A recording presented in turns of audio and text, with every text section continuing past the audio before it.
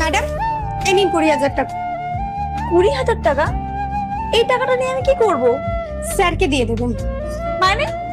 আসলে আজ থেকে 2 মাস আগে স্যার আমাকে একটা ফোন দিয়েছিল, আর আমার বোন ওই ফোনটার সাহায্য নিয়ে ফেসবুক, হোয়াটসঅ্যাপ, ইনস্টাগ্রাম, সোশ্যাল মিডিয়ায় ভিডিও করে করে ছাড়ে।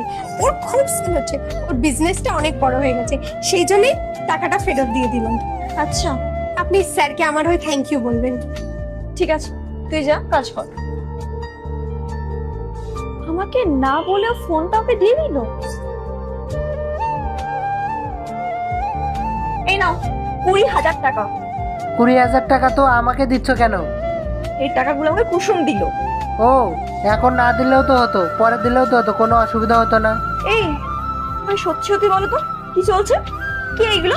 আচ্ছা ঠিক আছে, তুমি এখানে বসো, আমি সব বুঝিয়ে বলছি।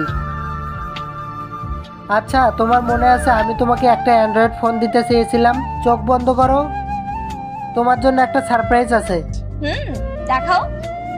খোলো, সারপ্রাইজ, নতুন ফোন তোমার জন্য। এটা কি?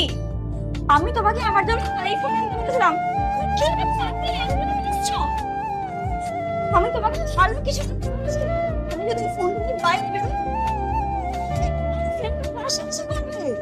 আরে তুমি যেরকম ভাবছো সেরকম না। এই দেখো 20,000 টাকা ফোনটার দাম, খুব ভালো, খুব ভালো ফোন। নাও, তুমি কয়েকদিন ইউজ করে আর প্রমিস করছো আমি তোমাকে নতুন ফোন নিয়ে এসে দেবো। আপাতত এটা ইউজ করো, জানোই তো আমার জব ছাড় চলে গেছে, ওই জন্য এটাই আমি পেয়েছি। তার আগে দেখবো কারা শয়তানকে হারিয়ে আল্লাহকে ভালোবাসে। যারা আল্লাহকে ভালোবাসে ভিডিওতে লাইক করে চ্যানেলটাকে সাবস্ক্রাইব করে দাও। যারা শয়তানকে ভালোবাসো তাদেরকে ভিডিওতে লাইক সাবস্ক্রাইব কিছুই করতে হবে না, কমেন্ট করো আল্লাহু আকবার। কি ভাবছো? 20,000 টাকা দিয়ে ফোন ইউজ করবো? শুভ আমার একটা স্টাইল আছে। প্লিজ আমার চোখের সামনে থেকে চলে যাও, এই ফোন নিয়ে যাও।